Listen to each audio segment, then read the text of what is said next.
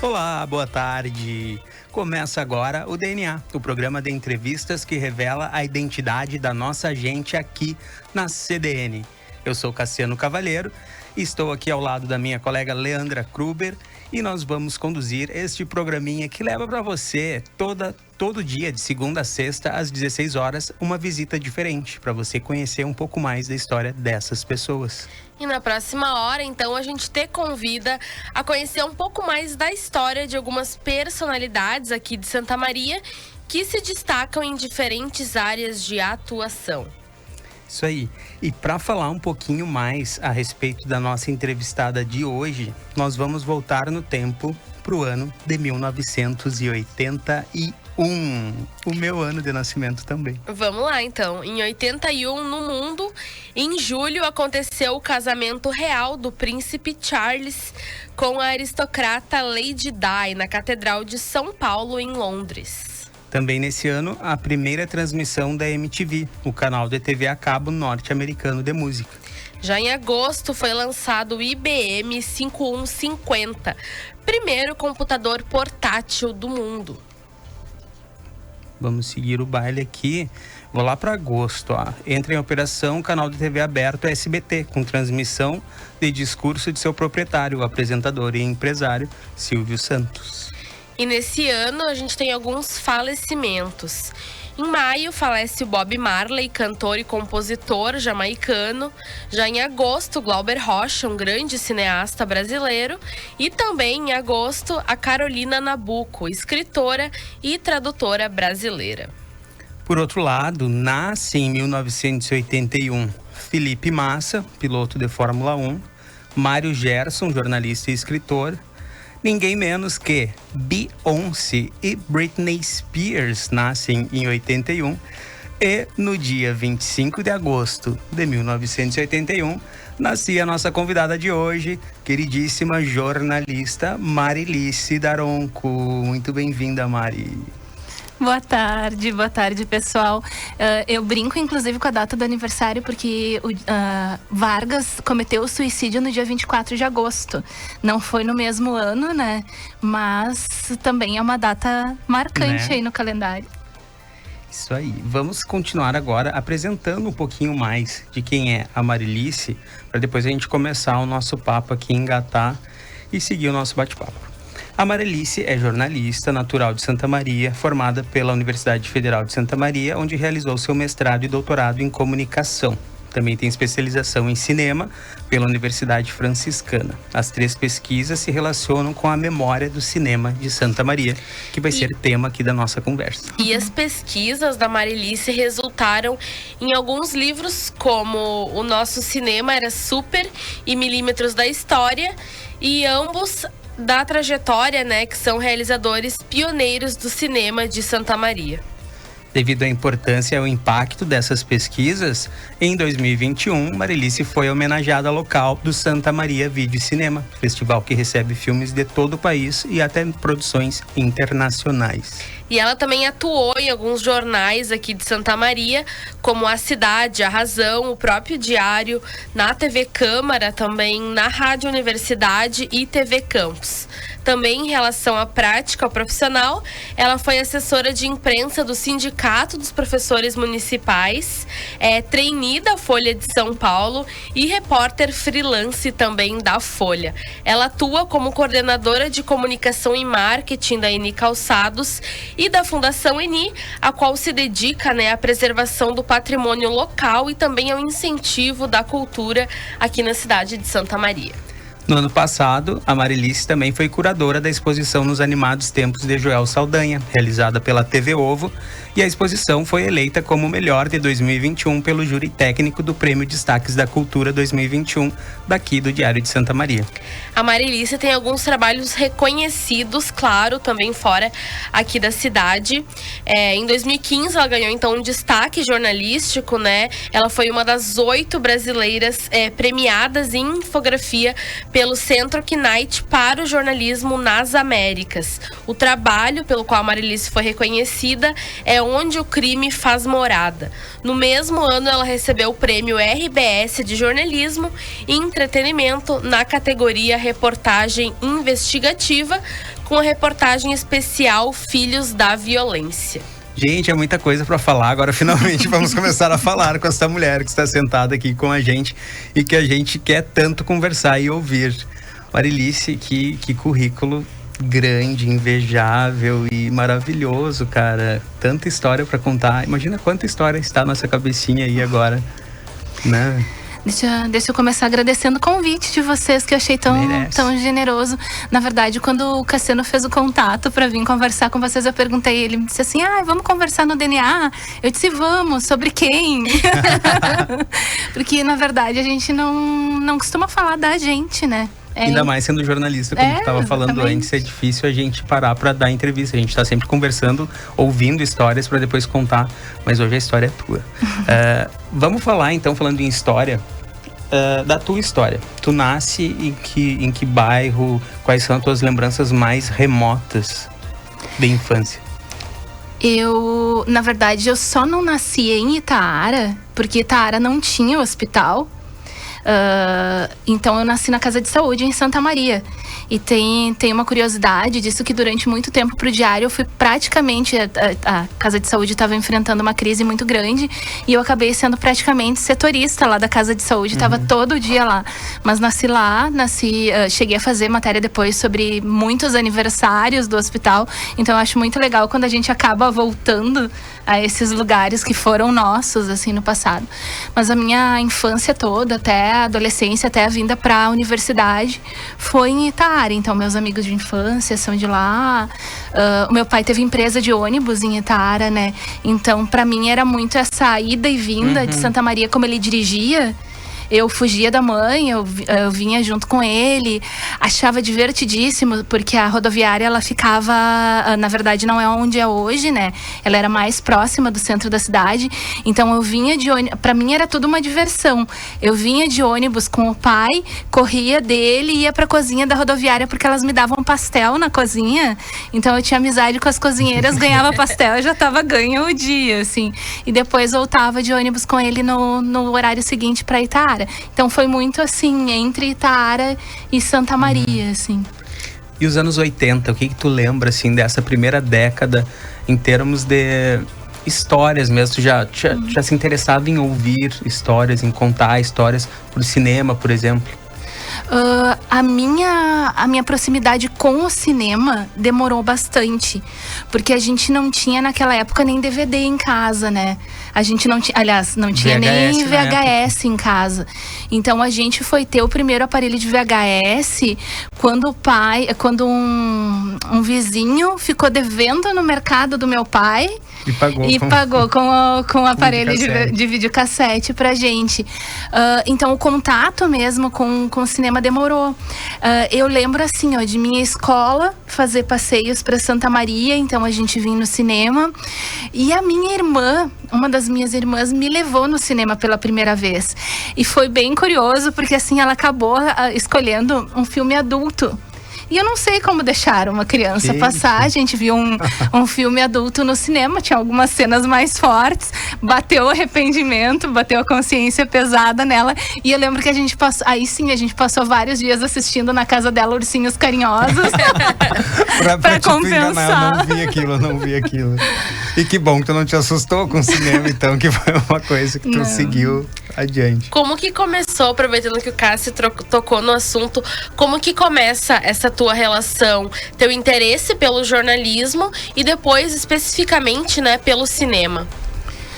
Eu acho que pelo jornalismo em especial, assim, foi muito de uma questão de escrever. Eu sempre gostei, acho que a minha relação é muito parecida com de outras pessoas que acabaram entrando no curso, do gostar de escrever, tu escrever bem e as pessoas começarem a te dizer, nossa, tu escreve bem, tu tem que ir pra uma área assim. Mas quando eu era criança, eu tinha uma coisa, eu gostava de teatro, a gente escrevia peças pra escola, então tinha essa coisa de tu tomando gosto pela cultura, assim, sabe? No colégio, no ensino médio, eu lembro de a gente ter algumas apresentações da aula de história, que a gente apresentava, o trabalho não era escrito, ele era como telejornal. Então a professora filmava, a gente fazia as apresentações e eu fazia a apresentação do telejornal. Então foram acontecendo várias coisas que foram me direcionando, assim. Eu não sei dizer, por exemplo, assim, esse foi o momento exato. Mas eu tenho uma situação de criança que eu tenho a impressão que influenciou bastante. Porque a gente não tinha TV em casa. E aí começou a acontecer com a gente, tipo, a gente não tinha, os vizinhos não tinham, a gente morava numa localidade bem... É o final de Itaara, porque como o pai tinha essa empresa de ônibus, lá era o ponto final do ônibus, né? O inicial e o final do ônibus. Eu lembro de quando a gente teve a nossa primeira TV, de ligar e ver o Jornal Nacional pela primeira vez. Então, a primeira lembrança de televisão que eu tenho é do Jornal Nacional. Que ano era isso? Que idade tu tinha, será? Olha, eu acho que 5, 6 anos, por aí, assim. E aí começou muito o movimento que depois a gente vai estudar quando tá fazendo graduação, quando tá estudando jornalismo, que é o dos televizinhos, né? Porque aí minha avó morava perto, minhas tias ainda eram não pequenas, mas menores, moravam com a avó. E todo mundo vinha pra nossa casa pra assistir televisão, sabe? Então acho que a primeira coisa que me toca com televisão é isso. Depois a gente vai ter o que toda criança tem: assistir show da Xuxa, assistir desenho animado. Lá em casa, assim, né? Itaara, local distante, ficar segurando o bombrilzinho na antena da televisão pra conseguir enxergar alguma coisa na TV. Eu fiquei rindo quando tu tava falando da questão do surgimento do SBT, ali bem em 81, porque eu lembro que eu queria muito assistir SBT, assim. E não pegava. Assim como a Manchete, lembra? Assim como a Manchete. Que passava Jaspion e Changeman e o Clube da Criança. Era uma luta pra pegar, era muito chuviscado. Exatamente. E o SBT demorou mais ainda pra chegar nessa região. Eu lembro que eu tinha uma prima que morava em Brasília, que falava muito do Chaves. Eu ficava, oi, Chaves? Ensina a fazer Chaves? Um chaveiro, não sei. Não entendia. E como é que foi pra escolher, assim como profissão, o jornalismo? Tu tava inclinada a outros cursos? Tu tinha algum receio? Tu tava convicta? Não, eu estava muito convicta. Eu estava tão convicta que eu passei 2 vezes para jornalismo. Porque a UFSM naquela época tinha o PEIS, que era processo de seleção também. E o ano que eu fiz, tu podias fazer para 2 cursos diferentes. Um pelo PEIS e um pelo vestibular. Então eu tive colegas de faculdade que fizeram relações públicas e jornalismo, psicologia e jornalismo, ciências sociais e jornalismo. Eu fiz as 2 seleções para jornalismo, porque era realmente o curso que eu queria passar.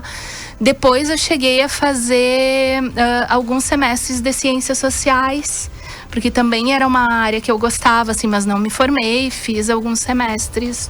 Só fiz alguns semestres mesmo. Apesar de todo mundo até hoje dizer que eu deveria fazer história, né? Porque eu gosto muito da área de história. Minhas bancas de mestrado, de doutorado, qualificação, sempre as pessoas dizem: tu tem uma pontinha ali de historiador frustrado. Aí eu sempre trago: não, o jornalista também pode contar boas histórias, né? E sobre esse processo seletivo, inclusive, desta época da tua vida, foi tranquilo ou foi sofrido essa época de cursinho, de fazer vestibular? Porque agora a gente sempre tem esse tema do vestibular voltar ou não voltar, de algumas vagas sobrar, e daí volta essa pauta. Queria saber a tua opinião, assim, a respeito desse tema. Tu acha que era uma época boa ou que era um pouco, de repente, mais elitista de entrar dentro da universidade? Hoje, de repente, tu vê uma forma de ser mais democrática? Eu acho que tem pontos diferentes. Por exemplo, assim, o que eu vou analisar? Eu vim de escola pública. Se eu não tivesse, minha formação é toda em escola pública. Se eu não tivesse passado numa universidade federal, eu não teria cursado. Mas digamos que minha nota pelo Enem não permitisse que fosse em Santa Maria. digamos, eu também não teria condições de ir para outra cidade. Então eu acho que essa é uma conta muito difícil de fechar, assim. Naquela época, assim, a gente de escola pública, a gente entrava muito também na universidade, assim. Eu lembro de ter uma disputa até das próprias escolas estaduais. Nossa, eu estudei no Coronel Pilar e Maneco disputavam ali quem aprovava.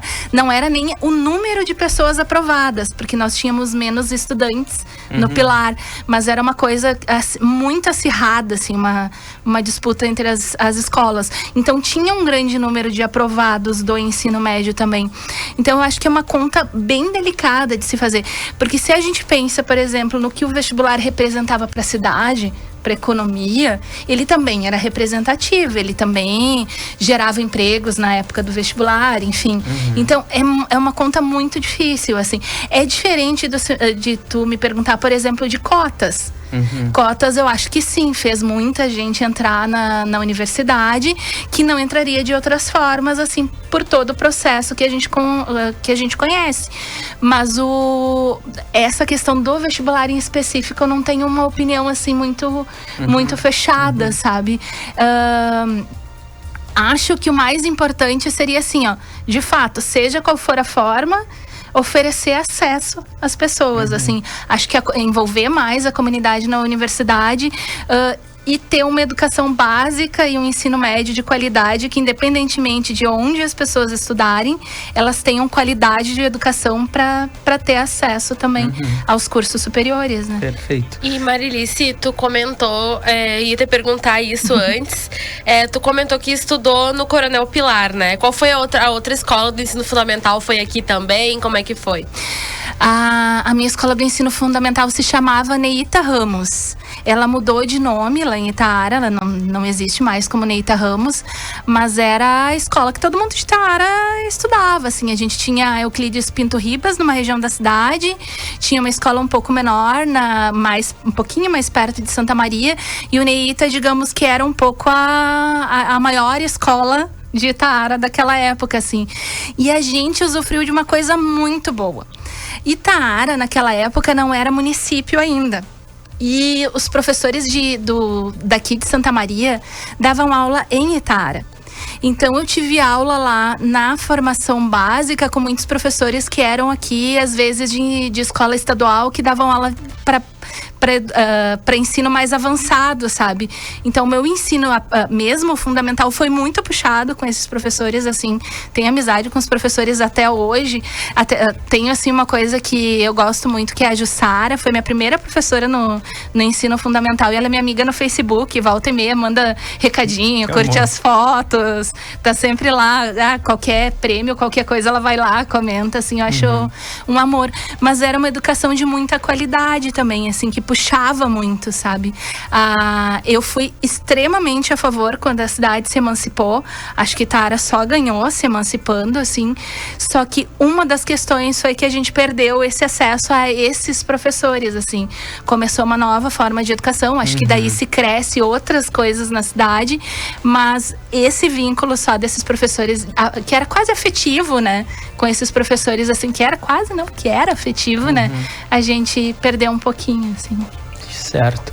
Antes tu falou também que estava decidida a fazer jornalismo, que foi pelo PEIS e também pelo vestibular, mas eu quero saber por que o jornalismo, mas tu vai me responder no próximo bloco. A gente vai para um rápido intervalo, em seguida a gente volta com mais DNA, com mais Marilice Daronco.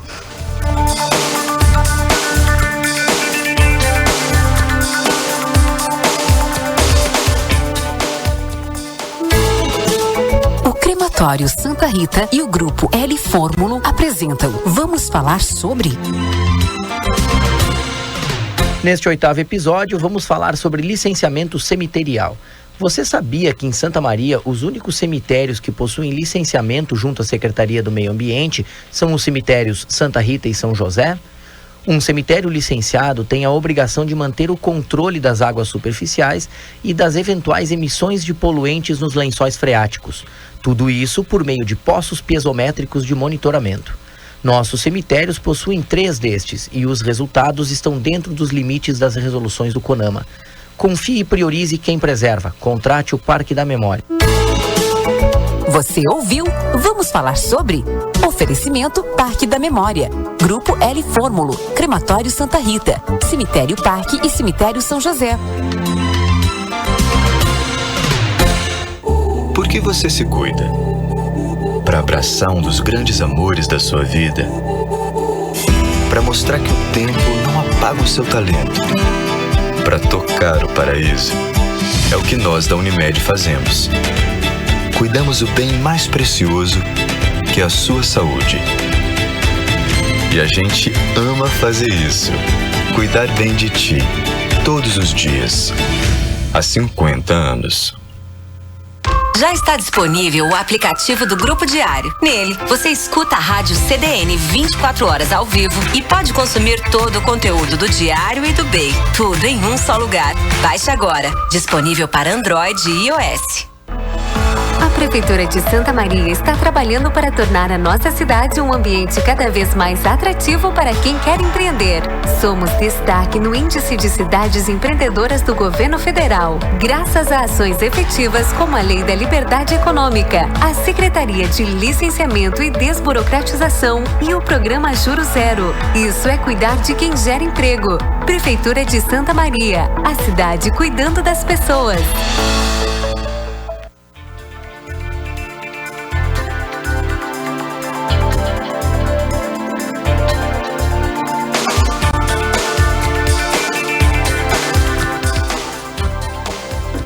Estamos de volta com o DNA, a identidade da nossa gente. Eu sou a Leandra Kruber e sigo aqui do lado da nossa convidada de hoje, né, a Marilice Daronco, e também ao lado do meu colega Cassiano Cavalheiro. Aliás, Mari Daronco tem relação com o nosso árbitro famoso aqui de Santa Maria? A pergunta mais feita, né? Eu imagino. Porque assim, ó, antes ela responder, inclusive, tem episódios de dia de jogo, às vezes quando vão xingar o Daronco, acham, inclusive, o perfil da nossa querida colega e detonam com ela, xingam ela às vezes. Tem parentesco? O Anderson é meu primo. Foi o último jogo que foi o que deu tudo isso. Já tinha acontecido em alguns jogos do Corinthians, alguns jogos maiores, assim, de xingarem, fazerem ameaça e tudo mais.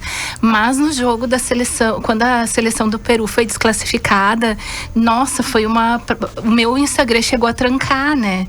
Sim. Até foi uma amiga minha que conseguiu responder alguns dos comentários e pedir para que parassem, porque, né, enfim, eu não tinha relação nenhuma com o jogo, com nada. E eles estavam, não sei de onde tiraram a história que o Anderson era meu pai. O Anderson tem minha idade, né? Então nada a ver. É incrível as histórias que criam. Aí mas criaram uma fanfic e alimentaram. Também, porque viram tuas fotos, claro. Sabia, acharam que era filha, já ficou okay. Eu mexi com ele, eu disse, viu só, tô servindo pra meu pai agora. Ele que é atleta, mas tu que tá genial, viu? Eu te fiz uma pergunta antes a respeito do jornalismo. Por quê? O que te fez brilhar o olho? É uma pergunta bem difícil de responder, assim, porque o que mais me interessou no início, quando eu decidi fazer jornalismo, era de fato a comunicação escrita, assim. A possibilidade eu gostava de ler Zero Hora, eu gostava, na época, o principal jornal aqui de Santa Maria era Razão. Eu gostava disso, assim, me sentia dentro daquele mundo do contar as histórias das pessoas. Aquilo me chamava... ali também. Me via ali também. Depois na faculdade, isso mudou muito, porque eu comecei a gostar muito mais de documentário. Então a parte audiovisual começou a me chamar mais atenção, assim, e despertar para esse universo, assim. Talvez ali em termos do cinema, de pesquisar cinema, de estudar essas coisas, tenha despertado mais. E tu lembra qual foi o gatilho, assim, tipo, principal que fez essa luzinha do audiovisual acender? Foi alguma coisa que tu viu? Algum professor algum documentário também. Que tu assistiu? Como é que foi? Foi a volta da produção de cinema em Santa Maria. Que ano era isso, mais ou menos? 2000, 2001, por ali. Qual que era o cenário? O que acontecia? A UFSM, aí a gente tem a figura do Rondon, né? Do professor Rondon de Castro. Ele começou a produzir pequenos curtas pequenos curtas, né? Começou a produzir curtas na UFSM. E aí ele começou a me convidar, assim, como eu tinha proximidade, gostava já também de algumas coisas. Eu gostava de fotografar, então começava a ter umas aproximações com essa área. Eu gostava de ler, gostava de fotografar. Daqui a pouco essa guria gosta de fazer filme também, né? E comecei a fazer parte da produção. Eu comecei a dividir apartamento com os meninos que trabalhavam nos filmes também. Então a gente começou a ter em casa, tinha um ator, tinha 2 produtores. Daqui a pouco a gente fez amizades. Os meninos eram amigos do Leonardo Rotti, que dirigia curta também, e atuava. Então a gente montou praticamente uma equipe de produção em casa. Numa mesma casa. E isso começou a ser cada vez mais um assunto frequente. E aí quando tu fala em cenário, eu acho que a gente tem que pontuar uma coisa muito bem também, porque era uma época que a TV Ovo tinha o porão da TV Ovo, que era um lugar que se exibiam filmes. Então eu acho que eu não tinha o costume em casa, por exemplo, de assistir filmes franceses, alemães ou grandes clássicos do cinema. E de repente isso se tornou uma oportunidade para mim nos porões da TV Ovo, sabe? Então eu acho que esses gatilhos, essas mudanças começam por ali também, de produzir com Rondon, de assistir esses filmes. E depois o Sérgio faz o longa, que é o Manhã Transfigurada. Daí ele me convidou para produção, acabei trabalhando muito tempo na produção. Quando eu vi no final do filme lá, já estava de assistente de direção. Mas é muito disso de ser metida, de gostar, de Quem que faz um assistente de direção? Nos conta. Eu substituí o Sérgio basicamente, assim, o dia mais especial como assistente de direção, porque é muito trabalho de assistência mesmo, né? De estar ali perto, de dividir algumas opiniões. Mas a minha cena especial no Manhã Transfigurada, que nem eu digo, foi uma gravação lá em Arroio Grande. Que o Sérgio não estava no set, e que eu e o Cassol dirigimos a cena. Então, para mim, isso fica muito na minha memória, com esse carinho de ter dirigido em partes uma cena de longa-metragem, assim. E de 2000 pra cá, que tu falou que seria essa divisão aí do audiovisual na tua vida, tu vê um auge do cinema local, de repente até esse, ou tu vê uma constância, um cenário bom? Eu gostaria primeiro de falar do áudio, para depois a gente falar dos perrengues, assim, das dificuldades mesmo do cenário. Tá. Se a gente pensar, por exemplo, eu fiz o meu trabalho de conclusão de curso foi um documentário, tá? E naquela época era tão raro a gente ter trabalhos nossos ainda. Isso foi 2002, né? Era um projeto experimental. Era um projeto experimental. Só que a gente entregou por causa da complexidade do tema, a gente entregou a monografia e o documentário também. Foi um pouquinho diferente do que é hoje. Porque o que eu queria naquela época? Agora é muito óbvio quando a gente fala assim, falar de técnicas diferentes no documentário, que o documentário não deve ser só expositivo, que ele deve contar histórias, primar pela imagem também, enfim, não só pelos relatos, né?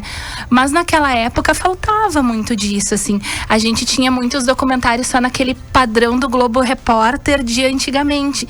Então, muitas pessoas não queriam assistir documentário porque existia um preconceito com documentário. Mas, enfim, quando eu fiz então, o que a gente fez era trabalhar essas técnicas do livro reportagem para a utilização no documentário, para que ele se tornasse algo mais vivo, a narrativa ganhasse com isso mesmo, né? Então, quando eu fiz esse trabalho, eu entrevistei um imigrante alemão na época para contar a história dele. Era algo ainda assim, a gente tinha as produções do Rondon, a gente tinha essa produção do Sérgio em andamento, e tinha alguma coisa do Cassol já, tinha as produções da TV Ovo, e aí de repente eu lembro de participar de uma das primeiras edições do Santa Maria Vídeo Cinema, contando como tinha sido feito um documentário, justamente porque a gente não tinha muitas produções naquela época. tinha sim, se a gente for falar, a questão do curso experimental que surgiu na UFSM de cinema, que aí começou, que nem eu te disse assim, começou um novo momento, assim, que começaram a surgir produções. A gente sabia que tinha cinema lá nos anos 60, nos anos 70, e de repente esse ciclo dos anos 2000 ali. Mas aí depois a gente vê surgir as universidades, surgir forte na UFN, as produções. Acho que isso se movimenta. É muito legal, porque a gente vê de uma coisa... É como se a gente visse um processo que é uma água que é muito movimentada, que é lá os anos 60, 70, que produz. Aí de repente isso acalma, aí muda a tecnologia e volta com força nos anos 2000, acalma um pouco, e isso só vai se renovar com a tecnologia digital, assim. Então, eu não gosto de chamar de ciclos, porque acho que eles nunca se fecham, as pessoas também se repetem, né? As produções, elas vão avançando, mas eu acho que a gente tem esses momentos mais de picos de produção e de recuos, assim. E sobre memória e história, tu trabalha muito com isso. Como que surge esse interesse? Como que a memória começa a se entrelaçar tanto nas tuas pesquisas quanto nas tuas produções? Eu acho que eu sempre gostei de história. Eu sempre gostei muito de estudar história no colégio. Eu era muito boa em matemática, mas era muito boa em história também. E acho que a proximidade com os meus professores, a forma como eles conduziam os conteúdos, foi me levando a gostar muito disso também. Eles sempre foram professores que não foram professores de só passar o conteúdo no quadro e copia, sabe? Sempre foram de incentivar muito a leitura. Então, eu lembro até que quando eu estava me preparando pro vestibular, assim, eu optei muito mais por estudar as coisas que eu conhecia do que tanto as que eu não conhecia, que de repente não fosse dar tempo de rever todo o conteúdo e tudo mais. E eu lembro que a questão da história era algo que eu revia bastante, porque era muito do meu interesse. E a memória, eu acho que vem muito de uma coisa pessoal, esse gosto, porque eu gosto muito da memória de idosos, né? Gosto muito de história oral. E eu não convivi com a maioria dos meus avós, porque o meu avô, pai do meu pai, já tinha falecido quando eu nasci.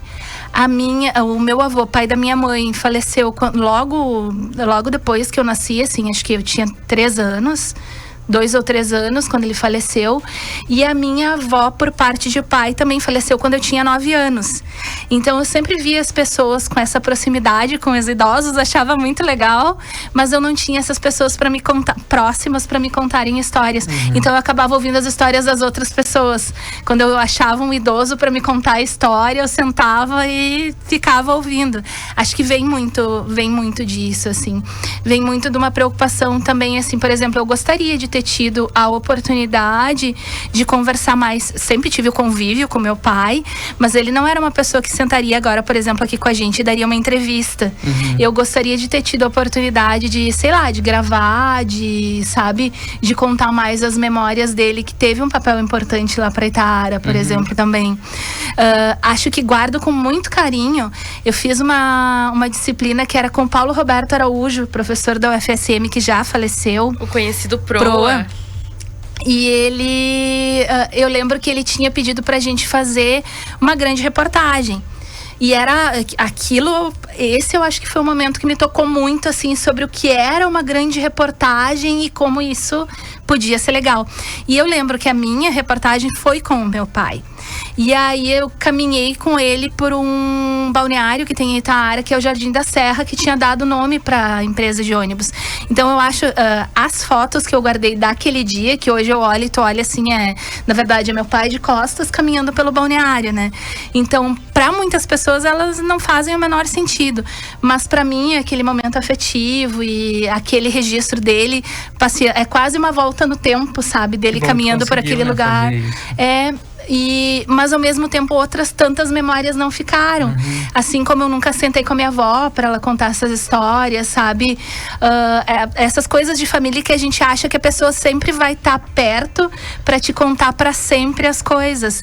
E esse limiar do tempo dele terminar, de tu perder, as pessoas acaba te fazendo repensar essas coisas, né? Entendi. E Marilice, Tu já passou por redação de jornal, tu já passou por assessoria de imprensa e também trabalha com audiovisual. Qual que é o melhor e o mais pesado de cada rotina, de cada processo, na tua opinião? O melhor é o que faz a pessoa feliz. Porque sim. Não, eu digo o melhor de cada um. A redação é o pior, não sei o que é o melhor. Não, na redação, o que era o melhor? O que tu mais gostava de fazer em redação? E o que pra ti era pesado? E em assessoria e em audiovisual, se tem alguma coisa que tu acha ruim?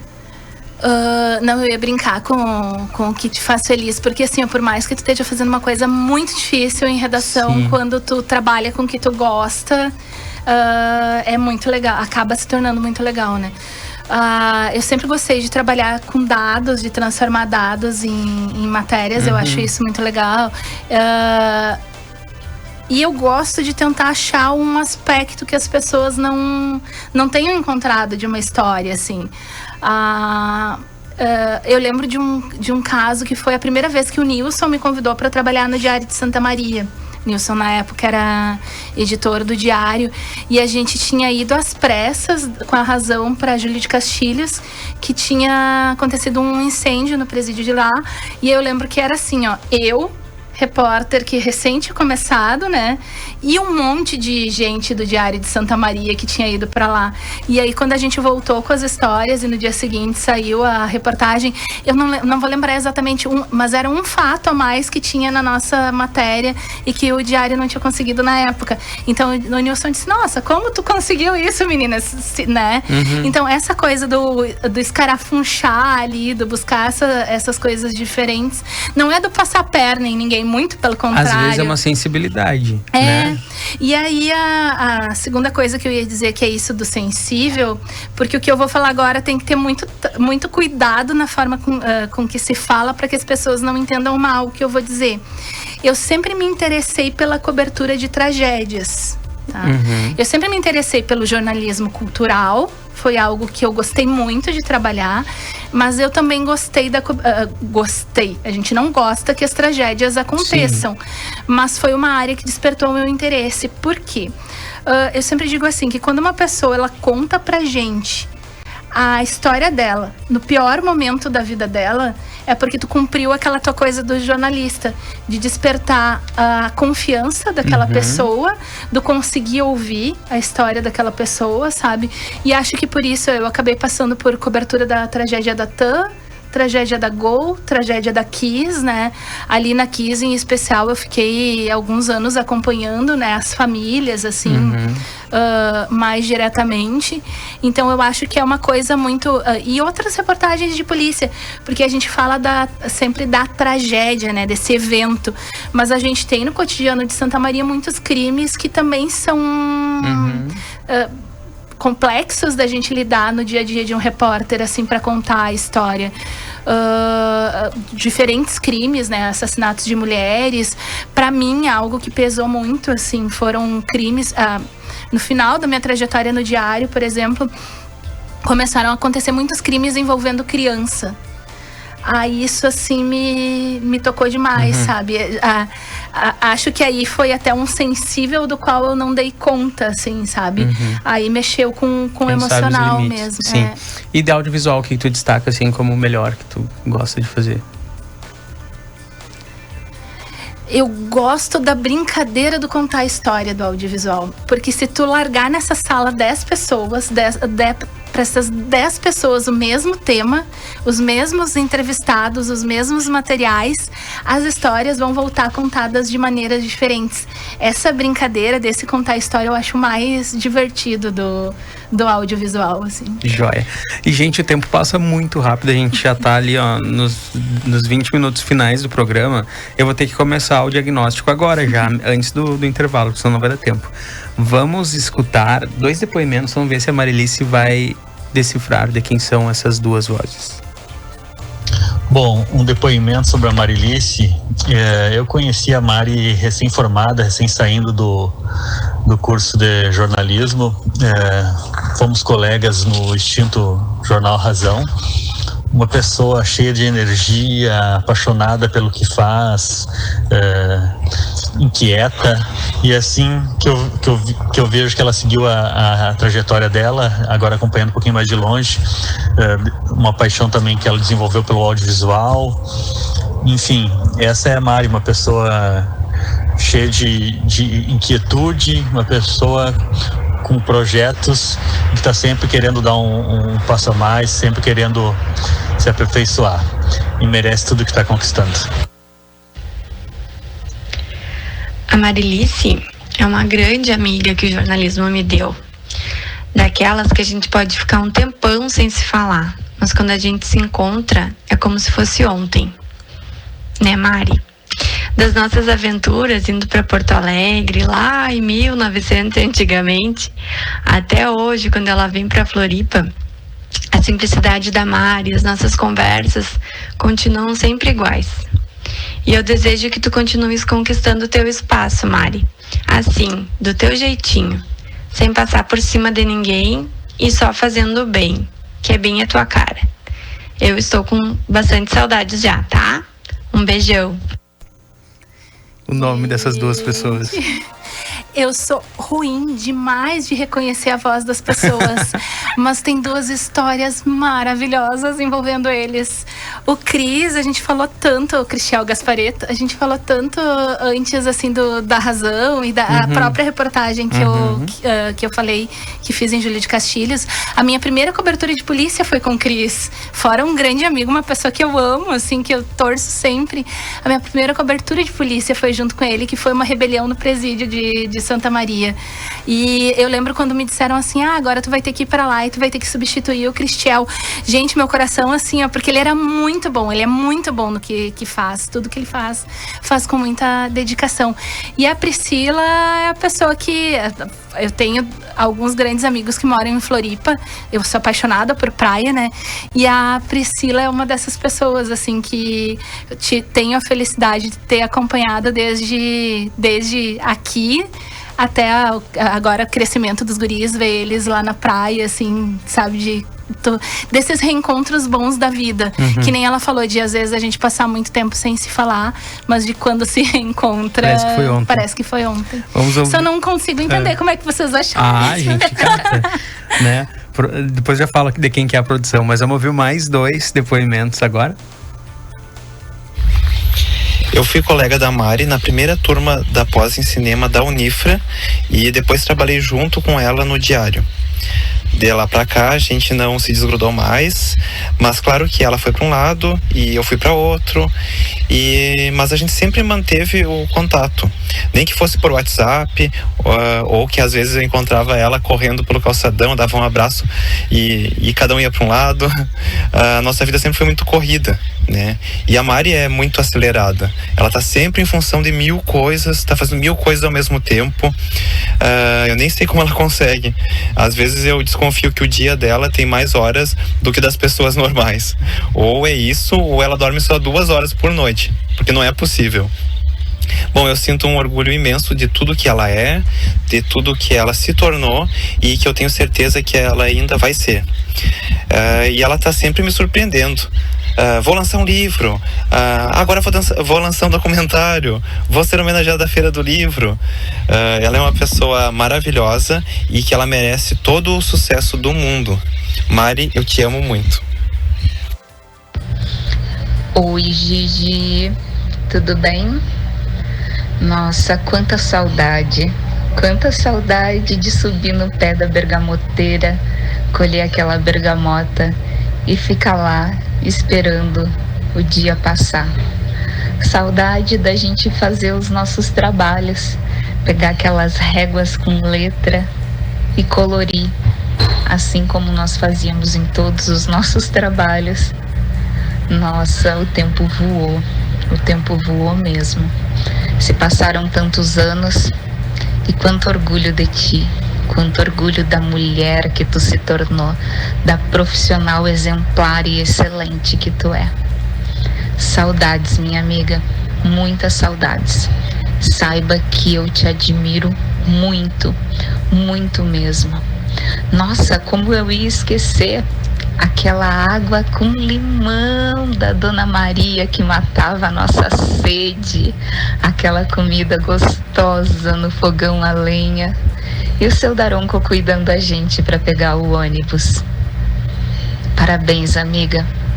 Tudo de melhor para ti nessa tua vida. Continue sendo esse exemplo que tu é. Saudades, saudades.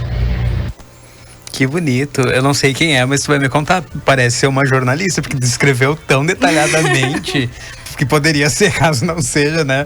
Ela foi fundo ali nas lembranças, nos detalhes, olha. Agatha Christie. Nossa, eu tô aqui meio sem voz, assim. Tu não segura o choro, tu pode chorar, tá, Marilice? Nossa, assim, primeiro consegui fazer o Rafa falar, assim, né? não, já merece um prêmio, né? Rafael Guerra. Realmente, assim, eu amo todas as conquistas que o cinema me trouxe.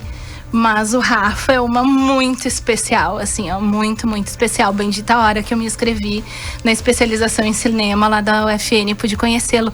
Inclusive porque muitos dos filmes que eu assisto e que eu gosto, quem me indicou, baixou, enfim, pra mim foi ele, assim. Fora a amizade, o amor, o carinho, toda a cumplicidade que faz parte. A gente já teve todas as distâncias possíveis da nossa amizade, assim, em termos de distância física, mas sempre continuamos próximos, porque ele é muito especial pra mim mesmo. E a Aline, eu juro assim, ó, só uma pessoa no mundo me chamaria de Gigi. Então ficou de cara, eu bati. Mas eu fiquei assustada com a produção de vocês de encontrarem a Aline. A Aline é uma das minhas amigas, uma das mais antigas. Eu mantenho minhas amizades de Itaara, algumas muito próximas, assim. E a Aline é uma pessoa muito especial na minha vida. Porque não existiam muitas pessoas que morassem perto da minha casa. E a Aline, inclusive, era uma das que não morava perto. Mas ela ia muito lá pra casa, a gente passava muito tempo junto. Estudou todo o ensino fundamental junto. Então, vocês imaginem, a gente se conhece desde o ensino fundamental. Então, era muito legal. E a gente pegava o ônibus todo dia junto. Então, tinha toda essa coisa do pegar o ônibus pra ir pra escola, tudo.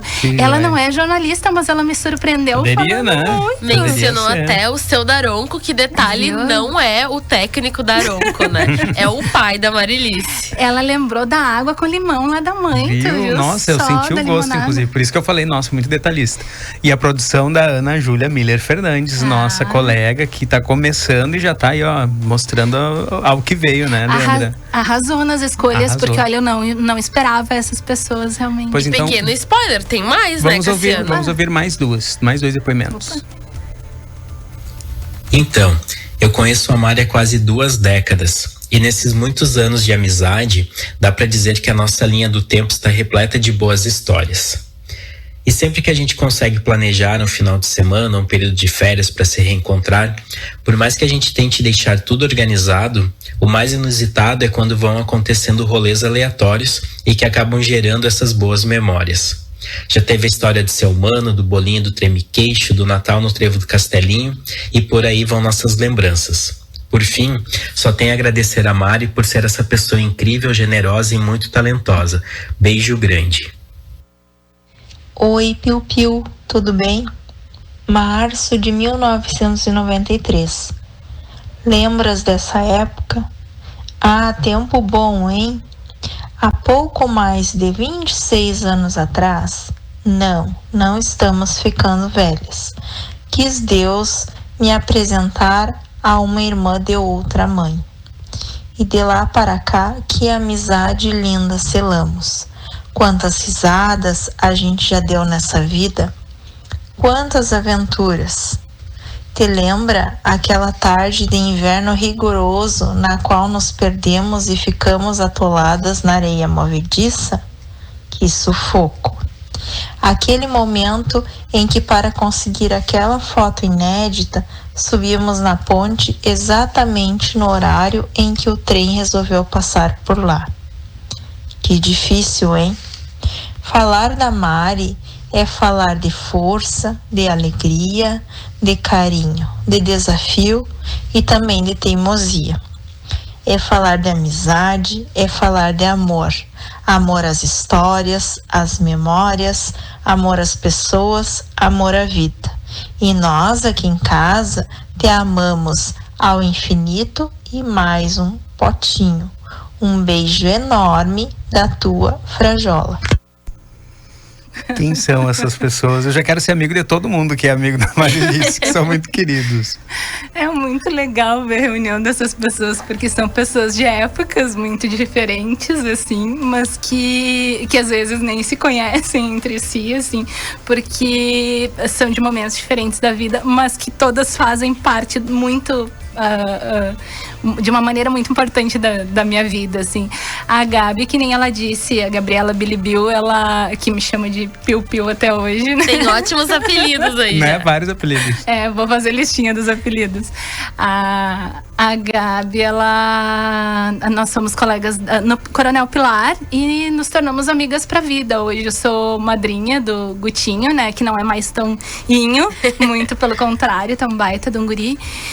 E é uma pessoa que eu amo, assim, ó, de coração. Que nem ela falou, acho que o que ela disse, assim, de ser irmã é muito isso, assim, sabe? Quando eu nasci, os meus irmãos, eles eram muito maiores. E a vida, então eu não tive esse convívio de irmão tão direto com eles. Eu tive mais com os meus sobrinhos até do que com os meus irmãos. Mas a vida foi muito generosa comigo de colocar pessoas que foram meus irmãos, assim. E nisso de família, assim, o Diego Borges, que foi outra pessoa que falou, eu já nem sei mais qual é a minha família e qual é a família do Diego hoje, assim. Porque a gente convive tanto que sabe que tá sempre junto. E o Diego, a gente... tem uma curiosidade em especial, que ele passou no trainee da Folha de São Paulo, e quando ele passou, ele estava trabalhando na 0 Hora, e eu contei pra ele que ele tinha passado na seleção da Folha, ele ficou super nervoso e tal. E quando eu passei, ele tava na Folha, e foi ele que me ligou, e disse assim, tem uma notícia pra te dar, e eu digo, qual? Ele disse, que tu acabou de passar na seleção da Folha de São Paulo. Então a gente tá presente nos melhores e nos piores momentos da nossa vida há muitos anos. Que joia. Agora a gente vai ouvir um diagnóstico ao vivo. Temos aqui no estúdio, ali no aquário, Jaqueline Silveira, nossa editora de política e que é amiga pessoal da Marilice, que vai dar também um depoimento aí. Quem é a Marilice Daronco para a Jaqueline Silveira? Eu tô me segurando para não chorar e vocês fazem isso? Boa tarde, Cassiano. Boa tarde, Leandra, boa tarde a todos os ouvintes do DNA e especialmente nessa convidada aí, a Marilice Daronco, né? Quem está acompanhando desde o início vê que a moça tem um currículo bem qualificado, né? Profissionalmente, mas como amiga ainda ela é muito mais especial, né? A Marilice, a gente se conhece, sei lá, acho que quase 20 anos. Conheci a Marilice na Razão, enquanto eu trabalhava na Razão. Aí depois eu saí, fui pro Diário. Eu lembro que o dia que ela descobriu que eu ia pro Diário, ela chegou perto de mim, assim, com os olhos marejados e me perguntou, é verdade que tu tá saindo? E eu disse sim. E eu disse, mas a gente vai continuar, né? Se vendo e tal. E a gente nunca perdeu esse contato. Depois ela foi também trabalhar pro Diário. Isso aumentou a nossa amizade. Além de ser uma profissional maravilhosa, assim, com uma capacidade para escrever sobre situações dolorosas, difíceis, para entrevistar pessoas em momentos muito difíceis, como ela até comentou ali de tragédia, sobre, né, da TAM, da Gol que ela fez, né, assim, matérias assim, e ela tinha uma sensibilidade, né, assim, de escrever, assim, eu sempre dizia para ela que textos, né, bons que sai aí, que tu escreve. E além disso, ela é assim, uma amiga assim para todas as horas, que às vezes ela diz assim, ai, desculpa, acho que eu não te dei atenção devida. E o ano passado eu passei por um momento muito difícil mesmo de saúde, assim, um momento bem delicado. E na véspera da minha cirurgia, eu mandei um WhatsApp para ela dizendo, qualquer coisa que aconteceu, eu quero que tu leia isso. E ela disse pra mim, não me manda nada, que eu não quero saber de nada. E eu disse, não, eu vou te mandar, só se precisar, tu vai ler isso, né? E aí deu tudo certo, graças a Deus. E ela foi uma baita de uma enfermeira, né? Os 2 dias à noite ela ficou comigo, se desdobrava, saía do trabalho, vinha em casa e voltava para o hospital para ficar comigo. Então, assim, é um privilégio ser tua amiga Marilice Daron, que te ter sempre por perto, e eu espero ter por muitos e muitos anos. Que coisa linda, gente. Aqueline Silveira nos fazendo chorar, literalmente, aqui. E vamos ouvir mais 2 depoimentos, porque a gente precisa respirar aqui, por favor. Se tem alguém que merece que eu tire alguns segundos do meu dia para falar sobre, é tu, Mari. Eu tenho certeza que tu já sabe quem eu sou, mas eu quero dizer que é uma honra enorme ter conhecido. Para mim, eu sou muito grata por ter trabalhado contigo, por tudo que a gente já viveu, por todos os aprendizados. Eu só tenho a agradecer pela pessoa maravilhosa que tu é, pela profissional excepcional, e dizer que eu desejo que tu continue tendo muito, muito, muito sucesso na tua vida e que tu continue sendo essa pessoa nota 1 milhão. Beijos, te amo. A Marilice é uma pessoa batalhadora que sempre correu atrás das conquistas dela, de estudar, de se formar, de trabalhar. Tenho muito orgulho dela. Quando morava em Itara, que não tiravam 10, ficava muito triste, muito nervosa. Ajudava os colegas dela para não serem reprovados. Uma vez ganhou até uma camiseta do Grêmio, que guardo até hoje como uma lembrança. Vou encerrar dizendo: te amo muito, Marilice. Você é o meu orgulho. Marilice, estamos nos últimos minutinhos. Vou deixar tu agradecer aí esses 3 últimos depoimentos, são ao vivo. Uau! A Jaque, a gente conversa depois ali fora. Eu agradecer pra ela. Poxa, não tem nem o que dizer, assim, ó, realmente as pessoas que vocês conseguiram organizar para falarem nesse momento, e essas pessoas terem falado é muito especial para mim. Tô tentando organizar numa brincadeira para não chorar mesmo, porque eu sempre brinquei que se um dia ficasse muito famosa e fosse feito um arquivo confidencial comigo, ia ser super frustrante, porque ninguém ia falar, porque os meus amigos mais próximos não são de falar pra câmera, de falar pro microfone, viu? E falaram, tô muito surpresa. Gente, minha mãe falou. A mãe é muito tagarela, mas quando chega nessa hora, ela não fala jamais, ela trava. Tô impressionada com a Dona Maria, e por sinal, eu só sou quem eu sou hoje, dos meus valores, de tudo. Se eu me dediquei para estudar, se eu tive a oportunidade de estudar, foi muito porque a minha mãe não estudou e ela sempre me batalhou muito. Vendendo mel escondido em Itara, às vezes escondido pra conseguir ter um dinheirinho pra comprar um caderno diferente, pra comprar material escolar. E a Rafaela falou também, né? Então, a Rafaela é suspeita pra falar, porque ela trabalhou, hoje não trabalha mais comigo, mas trabalhou muito próxima de mim. E ela, olha só, ela podia ter dado uma pista muito boa. Ela sempre me chama de Mamita, que é mais um apelido dela ali. Mais um apelido. E ela não disse, olha só, não quis entregar quem era, mas ficou mais fácil de... Gente, eu tô gaga aqui, não tô conseguindo dizer. A gente tá estouradaço, já apitou aqui, a gente precisa entregar, mas assim, eu preciso fazer um mini bate-bola, jogo rápido, pra deixar isso registrado. O que tu mais te orgulha na tua trajetória? De não ter parado nas dificuldades. Tu tem algum arrependimento?